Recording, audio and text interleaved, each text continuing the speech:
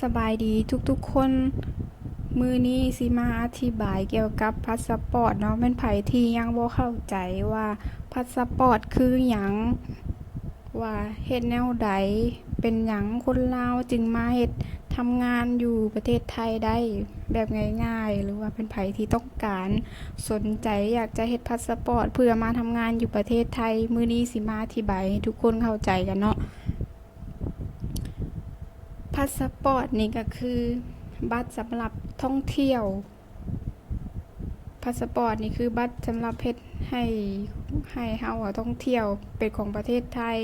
นั่นก็คือให้เฮาเฮ็ดค่าเฮ็ดประมาณ 7,000แล้วก็เราก็ติดต่อเอาเองทางฝั่งของเฮานะเริ่มจากเฮ็ดพาสปอร์ตหลังจากเฮ็ดแล้วเฮาก็มาต่อเฮ็ดเป็นวีซ่านี่สำหรับเป็นของประเทศไทยโดยเฉพาะเลยมันไผที่ว่าอยากมาทำงานอยู่ประเทศไทยต้องเฮ็ดวีซ่านั่นก็คือวีซ่ามันอยู่ได้เดือนหนึ่งวีซ่าอันที่จริงมันก็คือบัตรท่องเที่ยวนี่แหละที่มันแนบเข้าไปในพาสปอร์ตอีกที่หนึ่งนะมันเป็นคล้ายๆแบบเป็นเจี้ยกระดาษนะแข็งๆเลยที่เขาบันทึกไว้เลยว่านี่คืออันวีซ่าสำหรับประเทศไทยแบบนี้ก็คือหมายความว่าให้เฮามาสามารถเข้ามาประเทศไทยได้เข้ามาท่องเที่ยวอันนี้ค่ะส่วนหลายคนลาวสิเอาบัตรวีซ่าเนี่ยมาทำงานซึ่งมันสิว่าผิดกฎหมายมันก็บ่แม่นสิถูกกฎหมายมันก็บ่แม่นเพราะว่าส่วนหลายคนลาวดาสิเอาบัตรท่องเที่ยวมาทำงานเพราะว่ามันเฮ็ดง่ายแล้วก็เขาอนุญาตให้เฮาเข้ามาทางฝั่งไทยง่ายเขาก็เลยมักเฮ็ดกันแนวนี้คนลาวส่วนหลายค่ะแต่ที่จริงแล้วถ้าสมมุติว่าเขาจับได้หรือว่าเฮาเฮ็ดเพื่อมาทำงานไปนี่นะมันผิดกฎหมายอยู่แล้วแต่ว่าหลังจากทุกๆเดือนหนึ่งที่เขามีกำหนดให้อยู่นะได้อยู่ได้ประมาณ30วันไปนี่นะเฮาก็ต้องเฝ้าออกไปก่อนวันที่มันหมดอายุค่ะให้เฮาออกไปคล้ายๆออกไปสแตมป์ออกจากชายแดนของไทยนะออกไปทางฝั่งเฮาแหละแล้วก็เพื่อสิสแตมป์เข้ามาเขาจึงสิ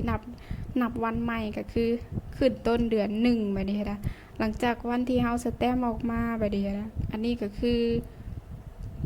เริ่มจากมื้อนั้นเลยแหละนับไปอีก30วันก็คือเดือนหนึ่งนี่แหละเฮาก็ต้องออกมาอีกแบบนี้แหละเฮ็ดเที่ยวออกเที่ยวเข้าเที่ยวออกเที่ยวเข้าส่วนหลายคนลาวเขาสิเฮ็ดแบบนี้ แต่ว่าถามว่ามันผิดกฎหมายว่ามันผิดตรงที่ว่าเฮาเอาบัตรท่องเที่ยวนะแทนที่เฮาสิมาเที่ยวแบบนี้เฮาเพราะว่าเอามาเฮ็ดเอามาเพื่อว่าทำงานมันก็เลยผิดกฎหมายถ้าเขาจับได้นะมันผิดกฎหมายเพราะฉะนั้นให้เฮา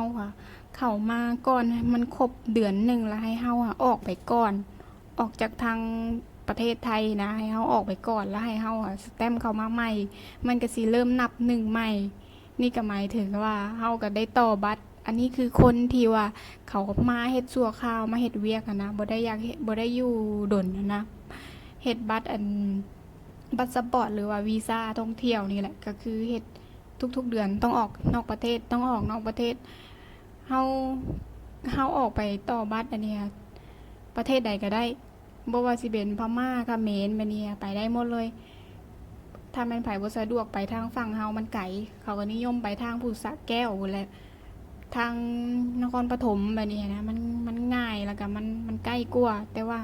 สิว่าง่ายมันก็บ่แม่นมันก็ยากตรงที่ว่าเฮาต้องไปต่อ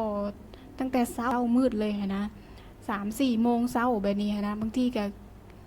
1 โมงแบบนี้มันอันตรายไปดีพอออกไปแล้วมันก็ลำบากยกเว้นเป็นไผที่ว่ามีหมู่ไปนำแบบนี้ก็บ่เป็นหยังอันนี้สบายอยู่ก็ได้ไปประมาณมื้อหนึงนี่แหละเฮาเพื่อสิฮอดเดินทางออกไปค่ะคนส่วนหลายก็เฮ็ดแบบนี้คนลาวเนาะและอันพวกที่ได้กล่าวมานี่ก็คือการเฮ็ดพาสปอร์ตแล้วก็วีซ่าเพื่อมาท่องเที่ยวแต่คนลาวเอามาเฮ็ดเพื่อมาทำงานแม่นไผที่บ่เข้าใจก็คืออันนี้แหละที่ว่าได้อธิบายมาเบื้องข้างหน้านี่ก็คือทั้งหมดนี่แหละเนาะสำหรับแม่นไผได้ฟังแล้วเกิดความรู้หรือว่ามันมีประโยชน์คลิปนี้ก็ฝากทุกคนกดติดตามในเด้อเดี๋ยวสิมาเล่าให้ฟังกันอีกเทื่อเนาะสำหรับ MOU สำหรับ MOU ว่าเขาเฮ็ดแนวใดแบบนี้นะ มันเฮ็ดแนวใดถึงว่าได้บัตร MOU กับบัตรแรงงานมันต่างกันแนวใด มันเป็นแนวใด เดี๋ยวสิมาอธิบายให้ทุกๆคนฟังในคลิปหน้า ถ้าแม่นไผ